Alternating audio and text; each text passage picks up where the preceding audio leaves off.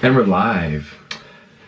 What's up, guys? Welcome back to the DarkhorseMMA podcast, episode 4.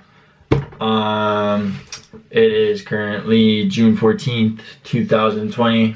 Changing up the date of recording. It's a Sunday.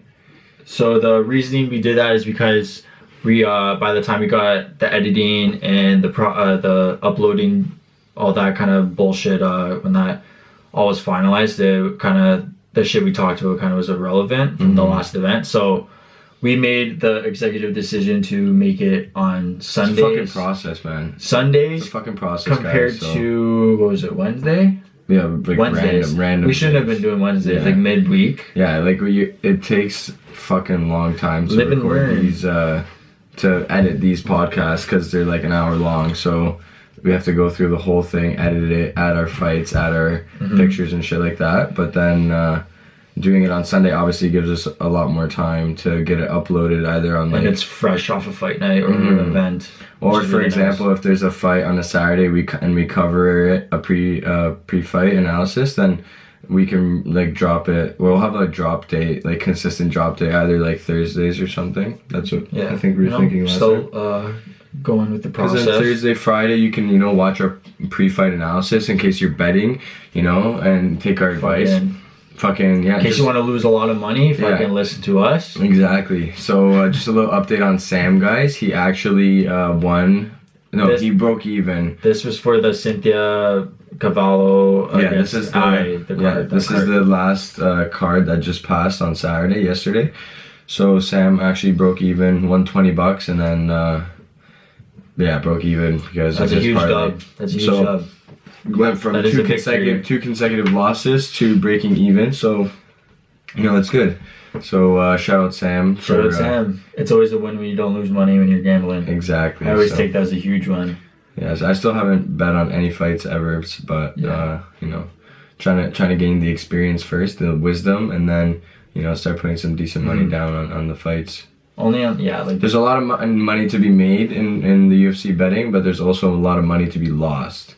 So you got to be careful, and easily a lot of money to be lost. You got to be careful, and Sam only puts like a couple bucks here and there, like just for shits, and then tries to get huge parlays like for like a couple like 3 fights, right? And then you get like a massive like multiplication. So yeah, guys, we're gonna go into what's the first topic? Our first, what we're doing right now, we're with Bionic Gym. Our first topic is going to be a little personal stuff first, guys. So Michael is renting a cottage towards the end of June. So boys are trying to get shredded. Just a little update, I went from like 195 pounds to like 178 pounds, so that's decent. And then where did you start? I was 167 or what? I was 175, and now now I fluctuate between 159 and 160. So we both probably lost like 15 pounds, I would say, which is like a pretty solid amount, but better than gaining 15 pounds. Yeah, exactly. We tried to like be like eat balanced and stuff like throughout the quarantine, just because it also doesn't make you feel good when you're staying home and you're eating like shit. So as we were staying home, especially if you're working from home, doing like me, if you're in your pajamas. Yeah, if you need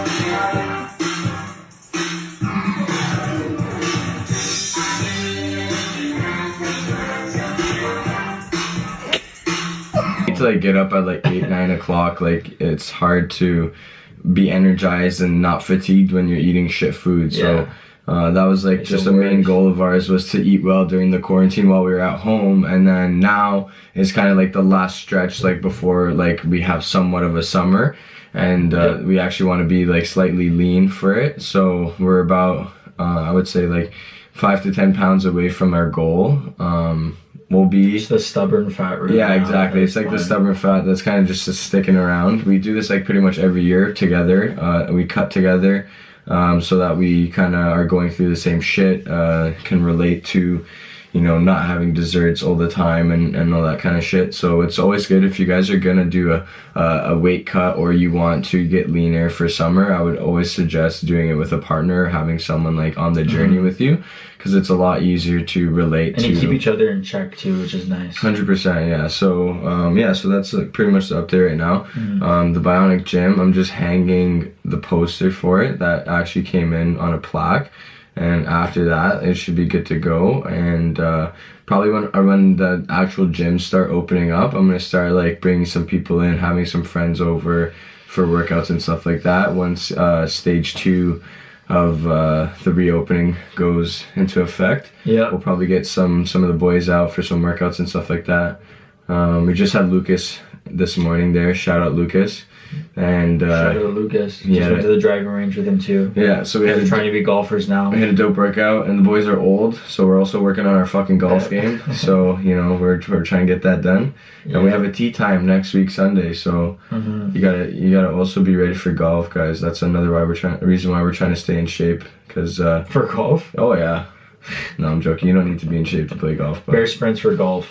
Yeah. So yeah, that's about it. I don't know. It's gonna be a 2-week cut probably. Yeah. So we're gonna go. What we've been doing is like 1 cheat meal a week on the weekends. So now we're gonna do a clean refeed, which is just like higher complex carbohydrates on Sunday, with 6 like moderate to low carb days during the week, and then the main thing that's gonna help us shred is lowering our fat as well at the same time, and then doing the refeed. So. We're upping our kilometers for our runs. Yeah, so last week we ran Monday, Wednesday, Friday. We ran 5K each of those days to total 15K for the week, and did weights 3 times as well. So we did a perfect split of endurance and resistance training. And then this week, coming up tomorrow, we're going to be running 7K Wednesday, 7K Friday. Yeah, so we're going to be increasing by 6 kilometers this week for our sum total of the week, and that's gonna also help us with the cut, because we're trying to now that we've started this, I think we're now like going more from like just jiu-jitsu, because like that's what we were doing at our gym a lot, to like striking, Muay Thai, like all that kind of stuff. Yeah, we're holding like the pads for each other now, which is actually a lot of fun. Yeah, so we're skipping, we're doing pad work. We're doing reflex stuff with like the reflex ball and the speed bag, like the one that you hit like that or whatever. And we're kind of working on everything. So one common thing that I noticed watching all the UFC vlogs and stuff is the fighters are good runners. All good fighters are good runners. So Ryan Garcia, they call him the pretty boy. Brendan Schaub calls him the Justin Bieber of boxing. Yeah. So Ryan Garcia did the Challenger Games with like all the YouTubers that I watch, like Bradley Martin and Logan Paul and all those guys, and he ran the fucking 800 meter, which is just like I think we got a little bit of a runway show going on now. I think we've got a more. I wouldn't call it a runway show. I'd call it a security risk. I'm pretty sure we need security in lane 3 to remove this. A stretcher. Yep. Oh, and she's picking it back up now. Now she thinks she's winning the race. She is running, and by the looks of it, was just, flashed it. Yeah, like I was just like, holy shit! Like he had his chest back, like the little T-Rex arms, but his legs were like galloping, and like I was like, damn, like that's so impressive. So fighters are like complete athletes. So something that we're definitely lacking is the endurance and like the running, because we usually do like low intensity steady state cardio for fasted, or we do sprints. So we have to like also be good at moderate intensity kind of jogging and having good pace. So, and we also tried for me at least, it was the first time for yesterday at the gym, at the Bionic Gym, we did what's it called? The climber. The fucking climber. That thing sucks balls. But that thing's fucked. That means it's doing its job, so that was nice. It's like a stepper, but like the momentum of your arms also moves like your legs up and down. And the reason why I bought one of those guys is because LeBron has one in his house, and Bron fucking spends like $1.5 million on his body like every year. And I was like, fuck yo, if LeBron James invested in one of these, like I 100% gotta get one. So what the fuck? Shout out Bron. I maybe try and find the video, put it here, of him doing the climber so you guys can see what it looks like. But enough about us. enough about us. So talk about what this podcast is actually about. So, what fights do you want to get into? 250 or the one from yesterday? Let's do 250 first. Okay, so 250, Jules. By the way, sponsored Bubbly. It's coming. Bubbly, I know I tagged you in a few posts. Yeah, don't worry about it. Yeah, It'll happen. We're trying to get the sponsor, so guys, it's great for dieting. Great for dieting. Great for keeping your stomach full when you're fasting. When you don't eat for 36 hours like me, and Jules gives you shit. 36-hour fasts. Yeah, no, that's Jules. Jules does that shit, not twice. Me. But yeah, anyways, that's a different story. That's a different story. So Jules talked about how he wouldn't fight Amanda Nunes with a loaded shotgun, and that was a perfect prediction because Felicia Spencer looked like she got her face blown off with a shotgun shell after that fight. So she looked like, what'd you say, a truck? It looks like a truck hit her. A truck ran her over, and that truck was Amanda Nunes on the 407. This girl's actually a fucking truck for sure. Yeah, that fight was not close. Do you think it should have been stopped in the 4th round when she was getting pummeled? Yeah, that's what we were saying was like in the 4th round. We watched it with like Rachel, my sister, Sam, my parents. Rachel, for anyone, because I know we have some people that aren't. Don't know our girlfriends. So I have a girlfriend, Selena. Shout out Selena. What's your girlfriend's name again? Yeah, Rachel. Rachel. Yeah, we've only known her for a while. Yeah, only our entire lives basically. But yes, anyways, so yeah, we were watching the whole family. The whole my whole family was like that should it was stop it. Like Rachel was like watching the fights like this because it was like a fucking horror movie. Basically. She like there were points where like she wasn't really fighting back. So there was like one takedown where she threw her down so hard. It's like Felicia went to like clinch her and she's like, get the fuck off me, and just just tossed her on the mat so hard, just showing how much stronger she is in the first place. She does that to everyone too. But like still though, like that, just seeing that. Okay. That it also shout out to Felicia because she showed how fucking tough she is. She fucking kept coming, even though nothing was working. But she ended up going to decision with Amanda Nunes, which for a lot of women who fight her, that's kind of a victory. Yeah, it's usually a first round KO for like you get fucking Francis Ngannou KO'd almost basically. To be completely honest with you though, a conspiracy theory, I think that because a bunch of critics were saying that Nunes couldn't go 5 rounds or she's never been 5 rounds, so maybe she can't do it. I think that she could have stopped it, but she wanted to just like beat the living shit out of her and like actually have it go 5 rounds because like right after the fight she was like, and anybody that says like I can't fight 5 rounds with the toughest girls, like you fucking eat your words. Because she went 5 rounds with Germany in her last fight though. Oh yeah, that's true. But she almost got caught in a triangle in that fight too, so she did face some adversity. But she still went 5 rounds. This was a clean performance. Like this was just dominated. That fight was. Yeah. Anyways, what are you gonna do? She's the GOAT. She, her wife. I don't think it's. Her wife is pregnant. Yeah, I don't think it's a girlfriend, right? I think it's a wife. I think they're married. Yeah. Who's also a UFC fighter. Mm-hmm. Something really cool too. Felicia gave her a gift at the weigh-ins for her daughter. She did? Yeah. But I didn't know that. That's so like, what a Canadian. What a Canadian. And then she just got Canadian.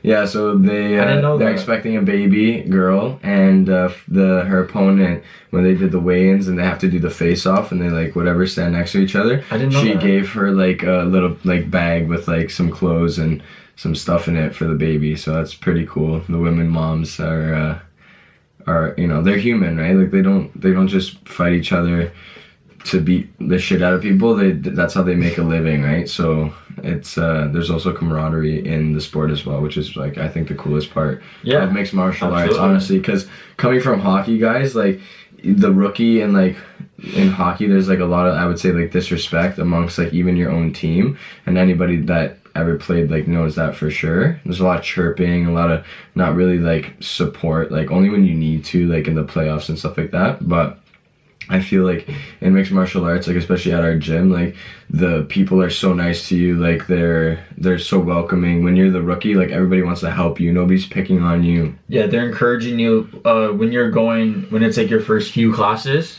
Something from my own personal experience is that I'd face a blue belt and I'd get fucking my arm bent 16 times in one round. And me just being a huge fan before I even got into jiu-jitsu, I knew it was the process, so I wasn't like really upset at myself. I was like, I know I'm gonna get my fucking ass kicked going into it, so that wasn't a big shock to me. But even after, he's like, don't worry man, just keep coming, you're gonna get better. And then eventually it did happen. Eventually we would roll and he wouldn't even tap me or shit like that. So it's just like it's all about progression basically, with that kind of stuff, which is really cool. But so the co-main, Cody No Love Garbrandt, he came back after 3 straight losses, TKO losses against Rafael Assunção, who is ranked number 5 in the world. I think Cody was number 9 coming into the fight, and Cody fucking absolutely KO'd him in the second round right at the buzzer. 4 minutes and 59 seconds. Crazy. What can you say, man? He fucking caught him perfectly. He was I was worried going into it that he was gonna fall into the same pattern which led him to losing his last 3 fights by getting into a brawl and leaving his chin exposed and then just getting caught. When you face high level strikers, when you face high level strikers like TJ, you're gonna get fucking slept like that. But yeah, no, he was more calculated. He even he dropped Rafael and didn't chase after him and initiate a brawl right away.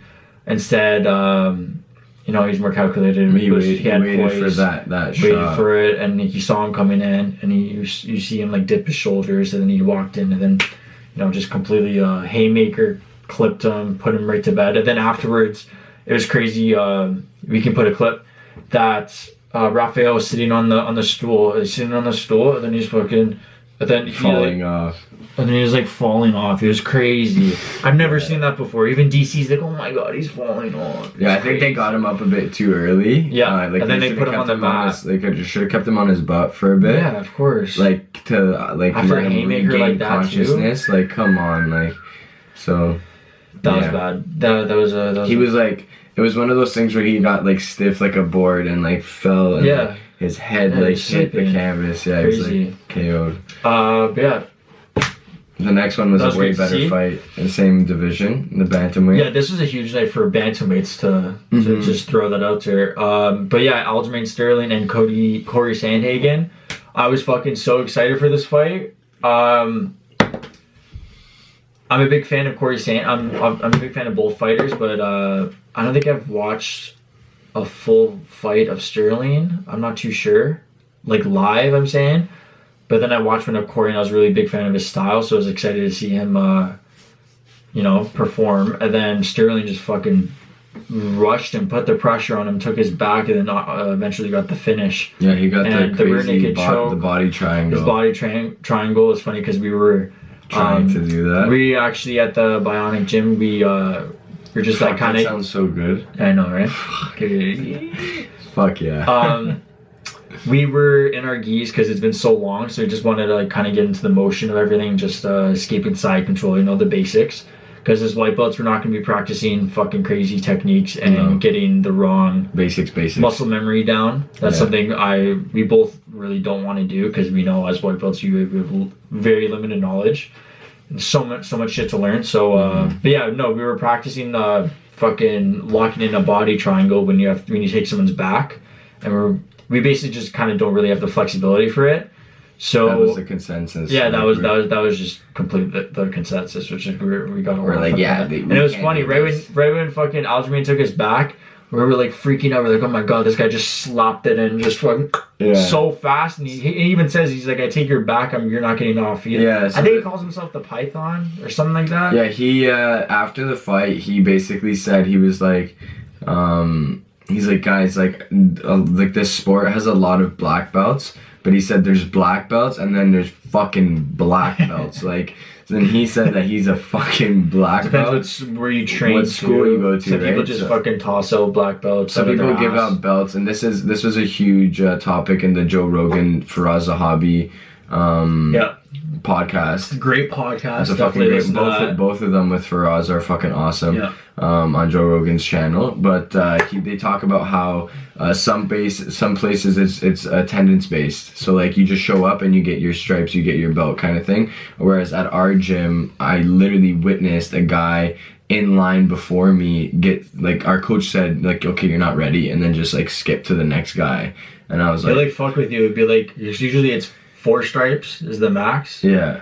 I remember he pulled a prank on Sam before he got his blue belts, and he gave him like 8 stripes. He gave him like so many stripes. He's like, yeah, you're not ready, and then gave it to. And then it was just like, yeah, you fucking passed the test, obviously. But it was funny because like his belt, the black pitch was literally like basically all white with stripes. He was just fucking. It was so funny. But yeah, no, he will do that. I remember one of my first classes was a promotion day, and he's like, yeah, Michael, this is your 3rd day. Relax.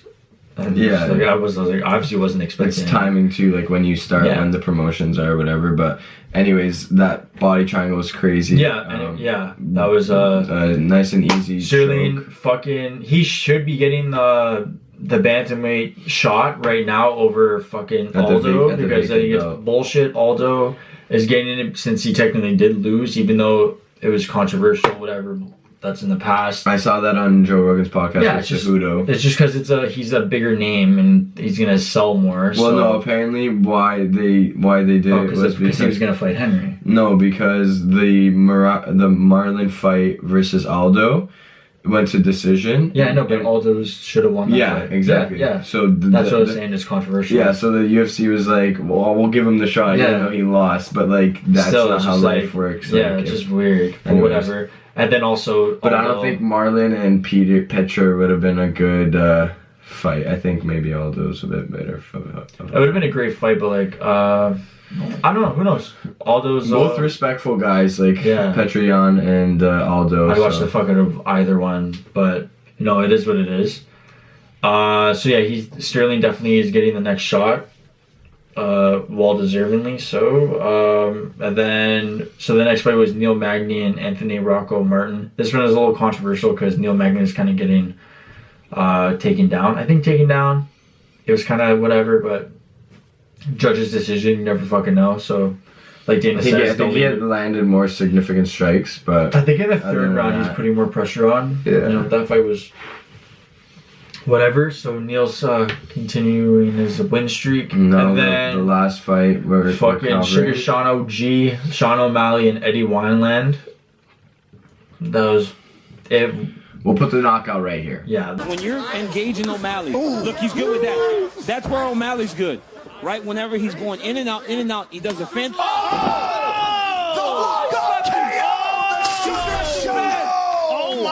Oh my goodness, he slept him bad. But say no more. Yeah, you can't really, like, watching that live, especially with like a group of people, like I was saying, we watched it with my family, like Michael and I like got up. That's the first time. So okay, just to give you guys a little example. Hopefully if we find the Kevin Lee thing, we'll put it up there. If not, we'll put a picture.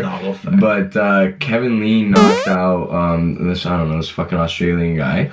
And just like head kick knockout, and this is right when I was like getting into UFC, and like it was just us two watching it. Yeah, that's just us two watching it, and like literally it was a violent, by ourselves. Very violent knockout, crazy head kick knockout, and I'm just like, and he landed on the fence. I was just sitting there like this. We'll post a picture right there of his face, like that. I was sitting there like this with like my hands over my face, but then Michael was like up jumping. He's like, I was just like fucking. Like the fucking Joe Rogan reaction, and then like screaming. Joel's just kind of just like, holy fuck, that was crazy. Yeah, I was. So I didn't know how to feel because I'm like, is the guy okay? Like, is he fucking alive? Like, I didn't think of that because I was just excited to see someone gonna be like dead, or is he gonna be like in a wheelchair forever? Like when you see something like that, like a lot of shit goes through your head. And then this fight, when I saw O'Malley stiff that guy, he goes uppercut. Overhand right, he like just slept him so fast, and we've been practicing that combo in the garage. I'll put a clip here. I have it on my phone, so this is me practicing that exact thing with a little bit of a kick combo as well to it. So basically we were practicing it after because it was so sick and we wanted to try it out. He's just so calm in there. He even like talks about how calm he is. He just knows he's one of the best strikers in the division. That's what he says. I think he might even say in the fucking roster. But yeah, man, he is clean. I really need to see him fight a high level guy because he's fighting. Realistically, the guys he's fighting aren't really fucking. Yeah, they're not ranked. They're not ranked. So he just got ranked. He's now ranked 15th, and it is rumored that he's going to fight John Dobson next, who is ranked 13th. It's a good jump, 2-spot jump. 2 spots, why not? I thought they would have given him a bigger name. So yeah, John Dobson, 13th. Whatever, it is what it is. That'd be good. That'd be interesting because Don Johnson's he's really small. I think he's like 5'3". He's fucking short, and Sean's 6 foot. So that'd be interesting how he would handle. And he's really quick too, that guy. So it's interesting how that fight would go. But yeah, just need to see Sean fight. I would love to see him fight. It's like when McGregor first fought Mendes. That was the big thing. It was like he's never fought a fucking wrestler. They were avoiding him against Frankie Edgar. Then he fights Mendes on 2 weeks notice. Mendes taking him down, cuts him with the elbows, and then he gasses out. Fucking McGregor just teeps him to the body, left hand, finishes him. So it'd be interesting to see Sean against a high level wrestler. I don't know, definitely not yet, because you still need to build him up. So I'd say just fucking give him a couple more tomato cans that are ranked, 10 to 15 probably. Fucking crush those guys and then fight a wrestler and just get him onto the title shot. He thinks he's 2 wins away from a title shot, which is kind of ridiculous because he wasn't even ranked at the time. Yeah. And he actually just declared himself the bantamweight champion, which is really funny too. Yeah. Yeah. Anyways, a topic I wanted to discuss with Jules is whose knockout is better, because Sean even put a YouTube video. We'll put them both playing at the same time. So can we do that? Yeah. Okay, buddy, we're gonna do it. Editing. I didn't even know that. So we'll play them both at the same time. Bing! I honestly think Sean's knockout was better. He has a really funny YouTube video, and check out his YouTube videos. So sarcastic, his jokes. And he's like, yeah, Cody had a cool one too. He explained his whole thing of he threw a spinning back heel and switch stance, hard right hook first, and just then completely hit him. Yeah, and then hit him with that fucking combo. And then after he goes, and then Cody's was pretty cool. He went like that. Anyways, we'll probably play the clip. Cody's was pretty cool this weekend. His was kind of just well, how do you do it?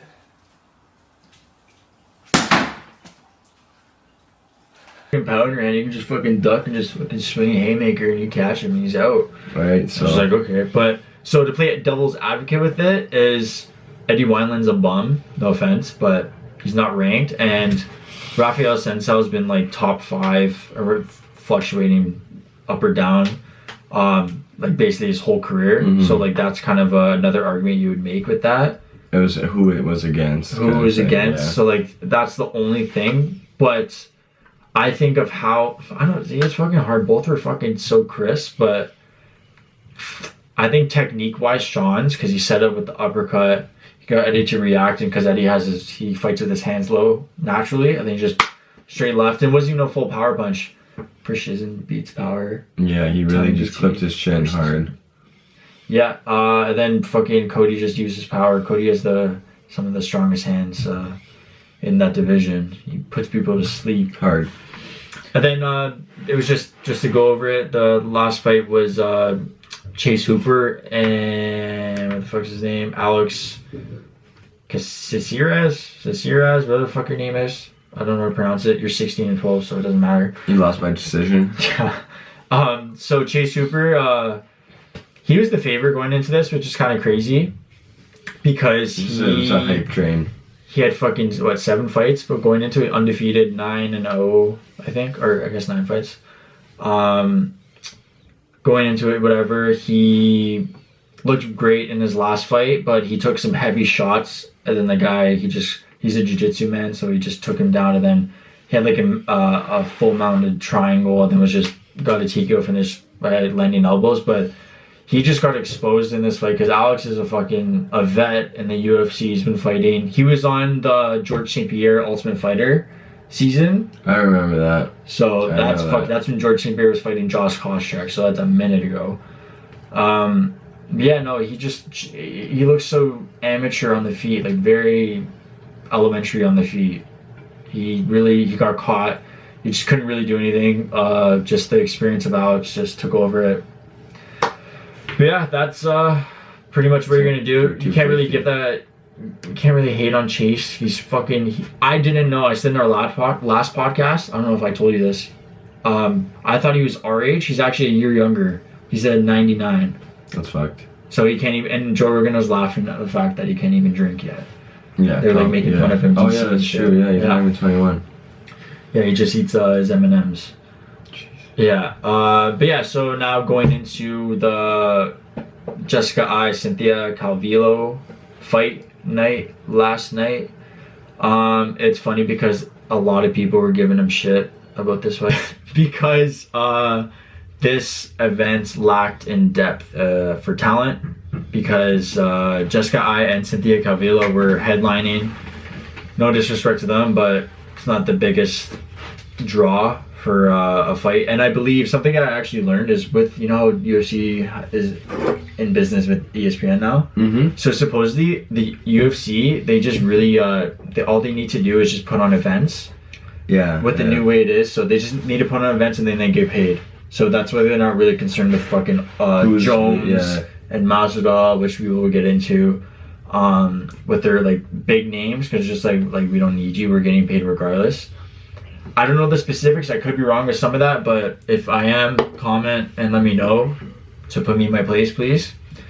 But yeah, so what are we gonna say? This fight, everyone on MMA Twitter was absolutely roasting everyone on this card, and specifically Dana White for making this card. But you know, regardless, fucking 2 months ago, we didn't have any fucking fights, so no sports, no sports at all. So no fights, no we're sports. Be grateful regardless. Main event, Jessica Cynthia. Cynthia just it was her flyweight debut, and you know she just got the best of Jessica, took her to the mat, controlling her on the feet too. You know, whatever. Good wrestling. Yeah, like good wrestling, good ground game, good control on the mat. Jessica she missed weight. So another thing that was crazy, I even posted it on Dark Horse, was that a fighter in the main and co-main missed weight, which is fucking nuts. Like I don't remember that ever happening. Yeah, Uncle Dana was not happy. Yeah, I posted a funny meme about that right there. Then so whatever, Jessica missed weight a little bit. She even said something really weird. She said that they were gonna have like hard nips in the I think they were facing off. Yeah, it was cold, and the what the fuck, like that, like the lead up to like this card was just like weird. What is happening? Weird. Anyways, it's literally just yeah, it was a huge anyways, then the next fight was our fellow Italian Marvin Vettori and Carl Robinson. These guys huge beef. They almost squared up in the hotel in the last fight that Robertson had to pull up to. He had to go to he was hospitalized during his weight cut, I think. Vettori was pissed about that, and then you know they've finally he missed weight by 5 pounds, Robertson, and it was funny, and like after he weighed in and missed weight by fucking 5 pounds, he like was pounding his chest and was like, you're so unprofessional, like you missed weight, you don't fucking pound your chest, you're like such a loser. Yeah, you're a fucking that rubbed me the wrong way. It's just like, this guy's a fucking dork. Anyways, that's why the Italian smashed him. Took his back. First round submission, rear naked choke, made him look like a bitch. Marvin Vettori, he faced Izzy. He lost to Izzy, split decision. So you know he's an up and comer. I have some Italian talent in the UFC. You know, I was thinking of stepping in there myself and putting the boys on the map. Azzurri, you know what I'm talking about. But you know, I was like, you know, Marvin's got it under control. At least he's repping the Italians well. Going the distance. It's always really cool seeing a fighter that's like your own nationality. Mm-hmm. You know, like we're Canadians, but I'm half Portuguese, half Italian. He's full Italian, so it's really cool to see someone from like that aspect fighting. It's always cool. Italians, especially Italians, it's rare. You know, yeah, boxing was like a bigger thing for some Italians, but then MMA didn't really have. MMA is a new sport up and coming, so we need the people to get into it. I guess, right? Yeah. So Italians, I feel It's always like cool. they're too short-tempered to be in MMA, you know? It's like this Vittori guy almost chewed his head off in the hotel lobby. Like He fucking headbutted the cage after the fight. yeah, too, that was a little fucked up. Like, He was like, screaming and it's shit. like, It's crazy. okay, sir, that's a bit aggressive. Anyways, yeah, no, there's a bunch of finishes on the card, which is good. So we won't really get into. we didn't really fucking watch it. We So realistically, we were working out and boxing ourselves, like not ourselves. Like so what we were doing, because it was not the most hyped card with talent. Oh or yeah, we were anything like working that. out with it on. We were working out with it on at least, so it's not like we didn't completely watch it, but it is what it is. You know, we have live broadcasting events in the Bionic Gym, so Yeah. casual. Not a big deal. Not a big deal. So yeah, there's a few finishes in the card. I know there was one. I think it was like the second fight. It was Tyson Nam. I don't know if it was performance of the night. I think it was a sick KO. First round, 32 seconds in. I didn't know that. Get your light on. Yeah. The first two fights were 2 first-round finishes. Actually, 3 fights. The first 3 fights. That girl and then fight, the women's we saw fight. that one. The women's fight, it was Knee to the body. fucking 22 seconds in, knee to the body, and just pounded her. So that was cool. Ground and pound. Yeah, man. It was actually, so that just proves kind of, have faith, I guess you could say. Even though they're not the most high prospects, or the fuck you want to call them, still give them. Sometimes those still give guys it a go chance. the hardest. Still give it a chance, because those guys are actually trying to make a name for themselves. So that usually turns out that it's actually a great night. Because I know that for the first time I went to go see UFC in person, my dad wanted to just go to the main card, and I was like, "There's no fucking way I'm going to just for the main card." I wanted to go for every single fight. And it turns out that the second fight was Lando Venata, and he spinning wheel kicked some guy KO. It was a KO. It was like one of the KOs of the year.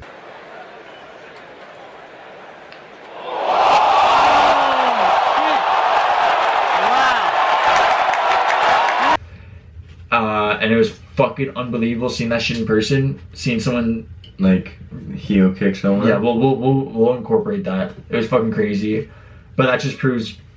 That's why I love watching every single fight, as much as I can. I love seeing the up and comers, because these guys, they're trying to get the performance of the night, KO of the night, make some more money. So they're making like 15 and 15. So they're not making life changing money. They gotta go to work the next day and fucking clock in. So I'd definitely give them a chance. So That's a good whatever. fight. Not a bad fight night. Something we can talk about is that right after 250, I believe, was that Conor McGregor retired again. Posted a picture of a retirement cake. A retirement cake that his son did not fucking write. Did you see that? He made it seem like that his son wrote that. Yeah. Yeah, it was like, your son didn't fucking write that. It was like, happy retirement, daddy. I think that's what it said. Yeah, there's funny. These kids are a little young to be baking cakes. Funny. Yeah, so he's definitely not retired. Joe Rogan definitely doesn't think he's retired. He said that in the after show. He's just supposedly he's probably frustrated because he wanted what I think he was serious about wanting to stay active and have that season, and the UFC wanted him to wait for the Khabib Justin fight to play out, which would have been in September, and he didn't want to wait, so he kind of, I don't know who we would have fought, but he probably just got really frustrated and was like, fuck this shit, I'm gonna be a billionaire soon. I don't really give a fuck. But he's probably gonna take like a year off. Who knows? Unfortunately, but anyways, at the same time, while this was happening, Jones was giving them shit over the pay for a fight against the Ngannou, and then Masvidal was the same with a welterweight title belt with Usman, which he actually got passed up because he was there's so many problems with the negotiations that I just saw a tweet from Masvidal, so I was trying to pull that it was just too hard to handle, and they eventually gave it to Burns instead. Yeah, so I'll put it right here, guys, the picture. But he tweeted, "I already explained why I signed a new deal. It's either take it or leave it and not get paid. Yeah. I would have signed another deal if it was done in good faith. He called me the night before. He wants to announce and tell me to take it or leave it. That's not negotiating. That's strong arming." So I think right now is the perfect time to fucking make Conor and Masvidal. I don't know about you, but I think that's literally the perfect fight to make. Masvidal would be making more money, so it makes sense for him. Conor, if he wants to actually be a triple champ in the UFC, fucking takes out Masvidal. He's right in that.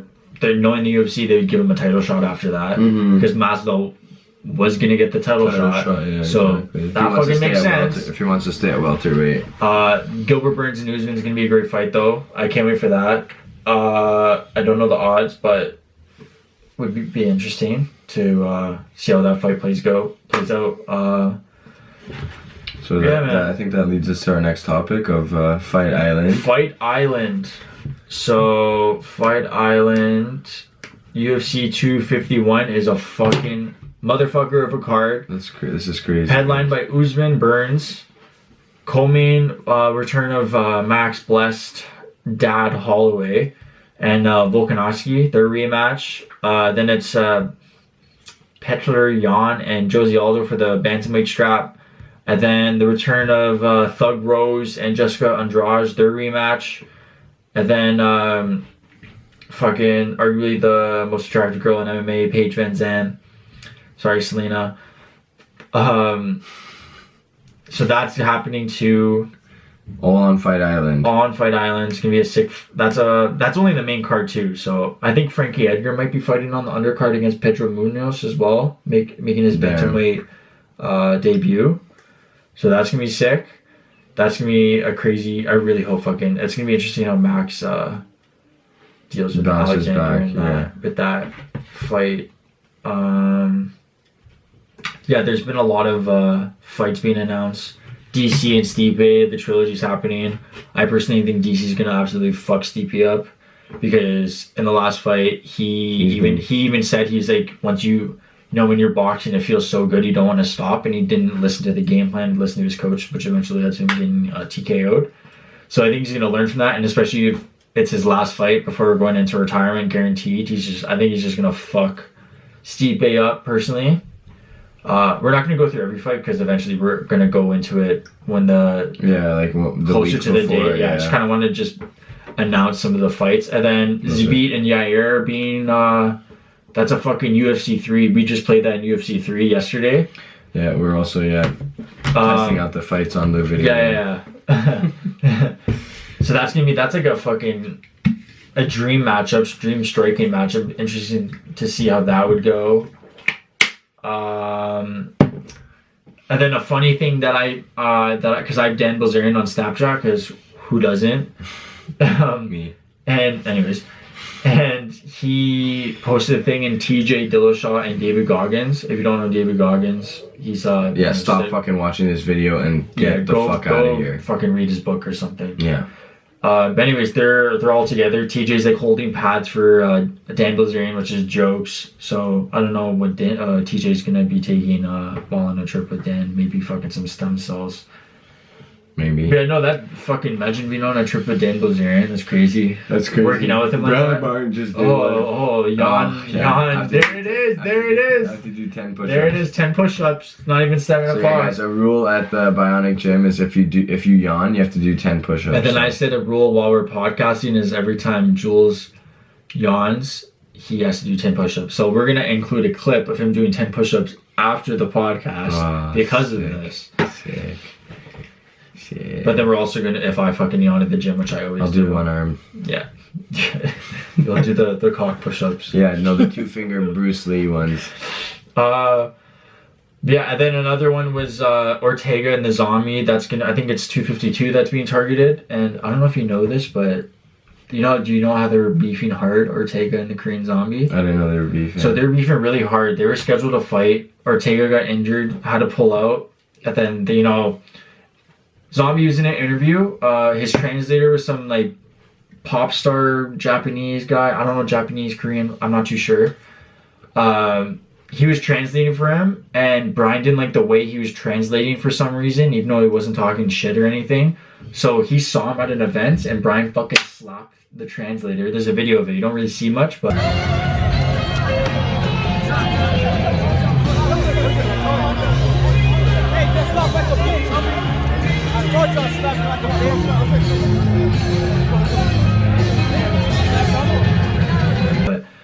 he slapped the translator, and fucking Zombie wants to kill him now. He wants, and like the Gracies are Brian's jiu-jitsu coaches, so they were like so disappointed. They're like, oh my god. And there's a video of Brian's jiu-jitsu coach. I'm not too sure what the specific Gracie it was, but he actually rolled with Zombie. He went to like Japan or Korea, sorry, for a session or a seminar. So I'm really excited for that fight. I really want to see Ortega come back. And then another funny thing, did you see the Mike Perry and his girlfriend? Yeah. So Mike Perry said that he, in his next fight, he wants only his girlfriend, his new girlfriend, because he was actually just married, and that didn't work out, obviously. His girlfriend to only be in his corner with him, which is really funny.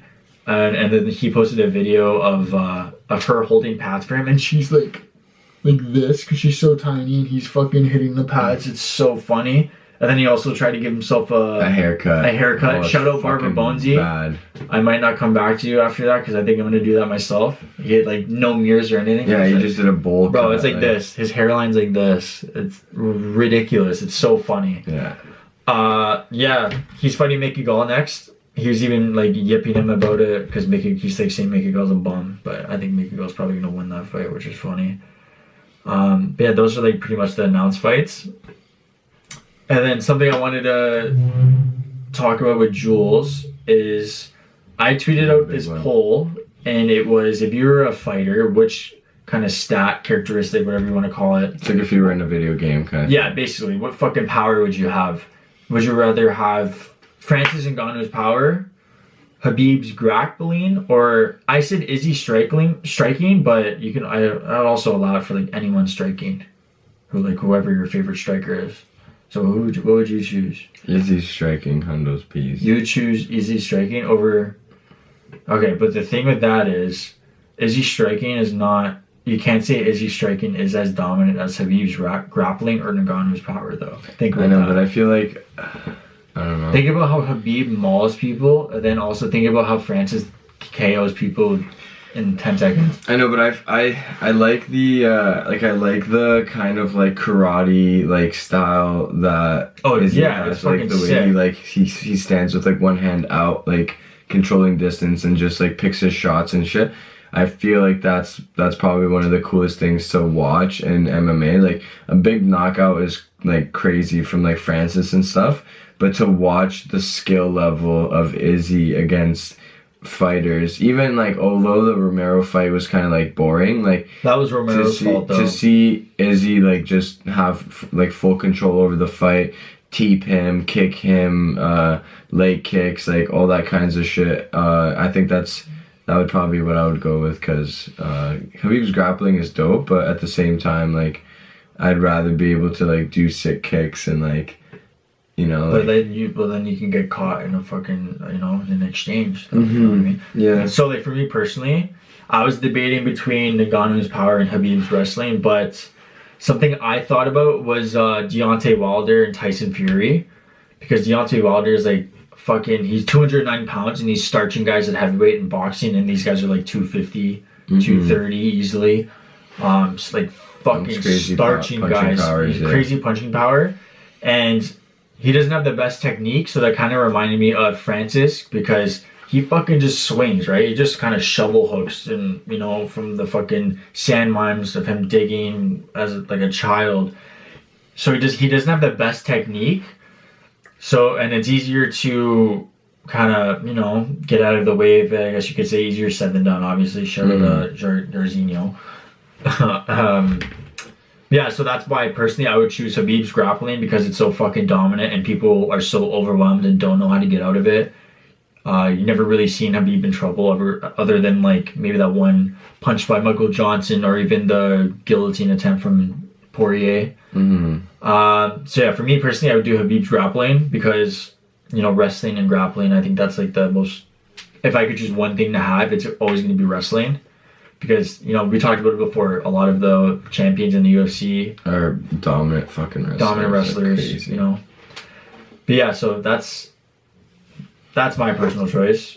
And then something we also, in our last podcast, talking about jiu-jitsu and our own personal experiences, something I don't think we touched on was the difference between rolling with someone with 6 months, even 3 months experience compared to rolling someone with literally, it's like the third day, and what that's like. Just kind of going off of that, it's just a crazy difference, just not knowing certain techniques and you know, body. What was the term? When you're leaning. Yeah, or not distance management, the weight management, I guess. Oh, momentum. Momentum. Like, Usually, they don't really understand momentum or anything like that. So it's easier to sweep them, easier to catch them and shit. So if you were defending yourself and someone doesn't know a certain thing, you can just easily fuck them up like that. You know, I didn't really want to get into this too much because we went into it so in depth in the last podcast, but I just wanted to bring that up because it makes a fucking crazy it's something you don't really appreciate and understand until you're like 4 months in. Oh, something that I actually did want, I think I might have mentioned it to you, was I saw it on the Dark Horse MMA Twitter page. Someone tweeted out, can you be a hardcore MMA fan without training jiu-jitsu, or not training, without like basically just training anything in general? What was your opinion on that? I would say, like, yeah, you can be a hardcore fan, but the level, this is what we both said, like the level of appreciation is different when you actually train, because for example, like when I'm in like someone's mount, like that's a weak position for me. Like when I'm fully mounted and you understand how much energy it takes to get out of it. Yeah, and like also like technique. So if you bump one way and the guy doesn't go that way, and then you go the other way and he doesn't go that way, then you're kind of like stuck, and like you're like, oh fuck. And we're rolling jiu-jitsu where you're in a gi, there's no punching, there's no elbows, like, so I'm like, okay, like even though a guy's on top of me, like I can still not like get submitted or whatever, and like just kind of chill. Like that's the biggest thing in jiu-jitsu, is like just like being able to like be patient, breathe, be calm, and like that's a huge part of like our life lessons too. But like it's like when you're in MMA, when you're in UFC and the guy's mounting you, like he can just punch you, elbow you, so there's more to it. Like you're not just like you're not just like lying down there. Like you have to have your hands up, like you have to be doing all this stuff. So I think it makes a bigger appreciation for what these guys actually go through, because when I'm in a shitty situation in jits, I know the worst that's gonna happen is the guy's gonna like isolate an arm or like get a choke on me and I just tap.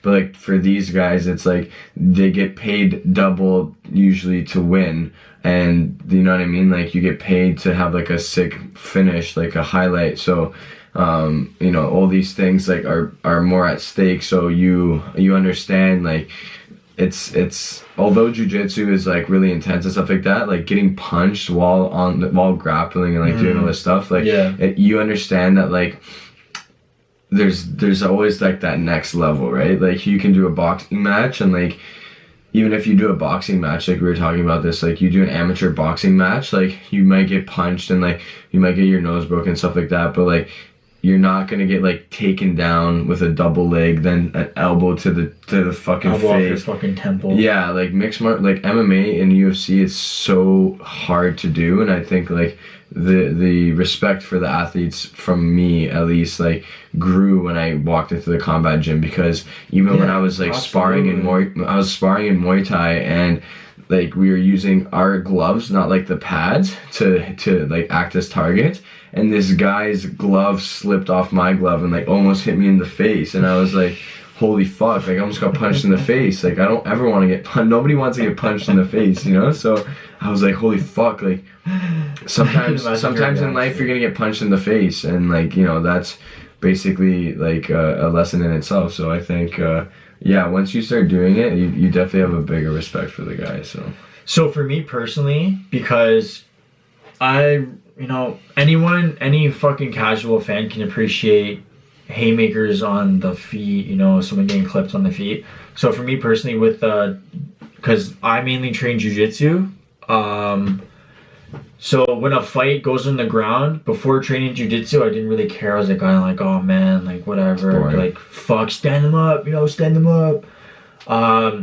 But after training jiu-jitsu, I fucking love. I even have like I kind of not prefer it, I shouldn't say, but I don't complain when it goes to the ground because, I have such a great appreciation for like certain aspects, especially for like for example, Bryce Mitchell in his last fight. Before, if I didn't train jiu-jitsu, I would have hated that fight. But there was not a crazy amount of strikes thrown or anything. Wasn't a lot of punishment, but it was just like how active Bryce Mitchell was on the ground, like the head and arm triangles to a fucking twister to back to a head and arm triangle. It was just, he was so active on the ground. Even Charles Oliveira against Kevin Lee, he like threw up a normal plata, turned it to a fucking arm bar, turned it to an arm or a triangle choke. Just you have such a great appreciation for certain things on the ground, and like what I was even saying for Jules, like if you're stuck in a certain position, how hard it is to get out of it, or how much energy it takes to get out of it, and then to see that guy stand up and then fucking has so much cardio still, like throwing haymakers on the feet, you appreciate that shit more because when you roll, it's just that. For me personally, I think that rolling jiu-jitsu is the hardest cardio I've ever done in my life. So that just shows that appreciation aspect again, because these guys, their cardio is intense. They're doing fucking hill sprints. Tony Ferguson's doing hill sprints, lapping his teammates. You just appreciate everything so much more. So you definitely, because me personally, I was a hardcore fan before I trained, and then now I'm even more of a hardcore fan after I trained, because with that appreciation. So that's what I think personally. Yeah, man. So that's it with that. All right, guys. So the last piece we want to say before we end it is, in the last video, if you didn't make it this long, don't worry about it. We appreciate you guys even just coming out, period. If anybody's watching our shit for like 3 minutes, we fucking appreciate you guys so much. And honest to God, the fact that we're getting comments, we're getting messages and stuff like that about... Messages on Instagram. Everyone that's, you know who you are, that's messaged me on Instagram, reached out saying that you love the podcast. That gives us all that extra motivation to keep doing this. So we really appreciate you. Fucking tear. Jordan meme. So anyways, Michael, at the end of the video, we were trying to say like, subscribe, comment, blah, blah, blah, like the whole fucking YouTube bullshit thing, anyways, that we do with pointing, whatever. And Michael's like, I want to create 2 hashtags moving forward, guys. We have, I think, like 17 subscribers now. We went from 14 to 17. It's like 17, 18. Okay, like so 17 whatever subscribers. So we're trying to do hashtag road to 100 subs. I'll put it right here. And then hashtag, Michael says in the last video, you fucking bitch. He says, so we're trying to say help us get there, but this guy says help us get us there. So I was like, I'm like watching it, and I'm like, and at the end Michael's like, all right guys, help us get us there. Let's go. Get us there. Help us get us there. All right. And I'm like, help us get us there. What the fucking language is this guy speaking? So road to 100 subs, guys. Help us get us there. Hashtag. Like, subscribe, comment, turn on the post notifications, comment anything you guys want us to talk about, any personal stuff, MMA stuff, lifestyle, whatever it may be. Let us know, guys, and thank you again for watching. We're also posting shorter clips, so if you don't want to hear our voices for over an hour, fucking even 10 minutes, I don't blame you. So we're doing that. Keep you guys engaged for the highlights. That's really all there is, We love you. Thank you for watching. Help us get us there to 100 subscribers. Help us get us there. Let's go. Okay, see you guys. All right.